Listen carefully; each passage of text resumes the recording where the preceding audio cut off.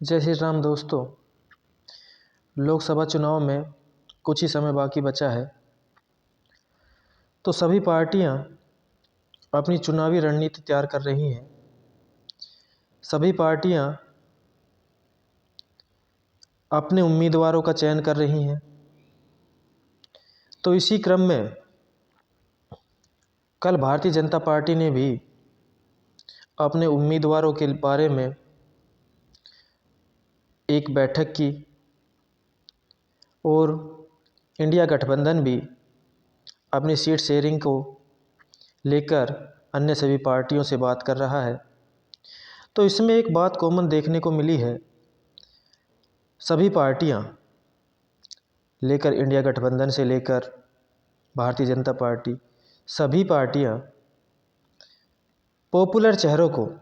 मतलब सेलिब्रिटी हो, क्रिकेटर हो, उनको मौका देना चाह रही है और उनके पॉपुलर चेहरों के आधार पर चुनावी फ़ायदा लेना चाह रही है। मेरा कहने का मतलब यह है, यदि इन सेलिब्रिटी, क्रिकेटर और अन्य पॉपुलर चेहरों को यदि राजनीति में आप इस तरह अपने फ़ायदे और मुनाफे के लिए इस्तेमाल करेंगे, तो जो लोग धरातल पर मेहनत करते हैं, आम पब्लिक से जुड़े मुद्दे उठाते हैं, आम पब्लिक के बीच में रहते हैं, सतह पर काम करते हैं, अपने क्षेत्र की समस्याओं के बारे में जानकारी रखते हैं, उनका निवारण, कारण और आम पब्लिक में पकड़ रखते हैं, उनका क्या होगा? इस प्रकार तो आसानी से ये पॉपुलर चेहरे चुनाव जीत जाएंगे, सरकारें बन जाएंगी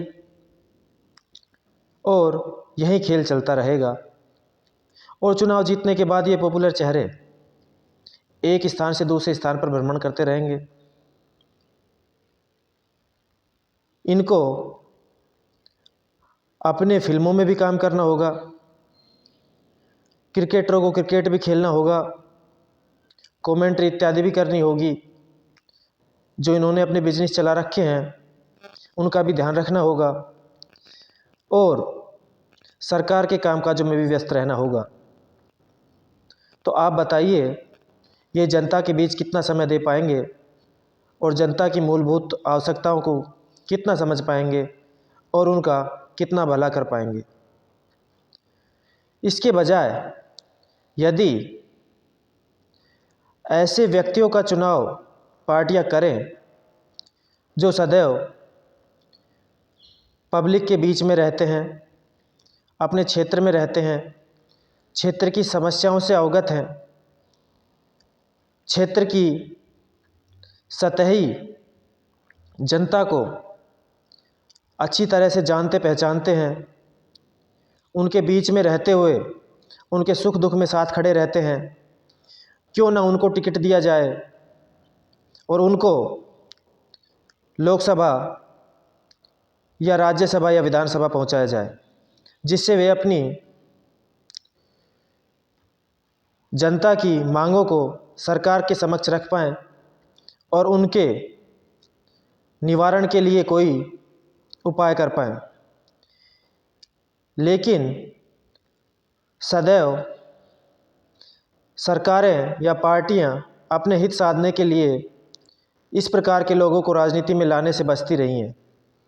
क्योंकि उन्हें केवल एक ऐसा उम्मीदवार चाहिए जिसकी समाज में या क्षेत्र में पहचान हो और बिना कुछ मेहनत किए या कम मेहनत किए आसानी से चुनाव जीता जा सके और उसको लोकसभा पहुंचाकर प्रधानमंत्री के चुनाव में भूमिका निभाई जा सके। तो फिर कहने का मतलब ये हुआ कि राजनीति एक ऐसा माध्यम बन गया है जो जाने माने लोगों का ही रहेगा, जिसमें पॉपुलर चेहरे होने चाहिए, वही चुनाव लड़ सकते हैं, वही चुनाव जीत सकते हैं, वही लोकसभा, विधानसभा, राज्यसभा पहुंच सकते हैं, वही मंत्रिमंडल में जा सकते हैं। तो इस प्रकार से सभी बातों को ध्यान में रखते हुए ये मान लिया जाए कि अब चुनाव जीतना या लड़ना आम जनता की पहुंच से बाहर जा चुका है। और यहाँ पे केवल वही लोग स्टैंड कर पाएंगे जिनके पास पैसा है या पॉपुलैरिटी है या अन्य कुछ संसाधन है, जिसके आधार पे वे कम समय में कम मेहनत करके आसानी से जीत पाएँ और चुनाव जीतने के बाद अपने कामकाज में व्यस्त हो जाएं और सरकारी कामकाज में सरकार उनका इस्तेमाल करती रहे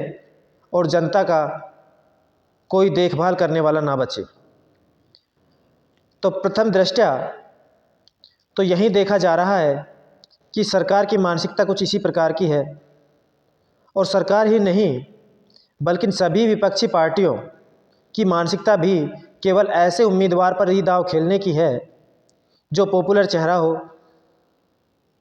जिसमें चुनाव में कम मेहनत करनी पड़े और आसानी से चुनाव जीता जा सके। यदि ऐसा ही होता रहा तो जो नेता या जो लोग समाज में रहकर अपने क्षेत्र में सभी लोगों के सुख दुख में साथ देते हैं, उनके साथ खड़े रहते हैं, उनकी मांगों को पूरा करने में या उनको जो भी आर्थिक या वैसी व्यवस्था की ज़रूरत होती है उनका सहयोग करते हैं, उनके साथ खड़े रहते हैं, तो उनका क्या होगा? वो यूं ही घूमते रहेंगे और सरकार जाने माने चेहरों को चुनाव लड़ाकर जिता देगी और उन्हें सरकार में या मंत्रिमंडल में शामिल कर लेगी, जिससे उनसे अपने मन मुताबिक कार्य करा सके। यदि ऐसा ही चलता रहा तो कुछ समय बाद आम पब्लिक, जो छोटे नेता लोग हैं, वो राजनीति करना छोड़ देंगे या फिर जनता के मुद्दे उठाना छोड़ देंगे, क्योंकि उनका आगे कुछ भविष्य दिखाई नहीं देगा। तो इस प्रकार की मानसिकता से बचना चाहिए, और मेरा मानना यह है कि इस प्रकार के पॉपुलर चेहरों को यदि सरकार उम्मीदवार बनाती है तो जनता को सोच समझकर अपना मतदान करना चाहिए और सरकार को मजबूर करना चाहिए कि वो ऐसे उम्मीदवार को टिकट दे जो जनता के बीच रह सके, जनता की सुन सके, जनता का काम कर सके और जनता के सुख दुख में साथ दे सके। धन्यवाद।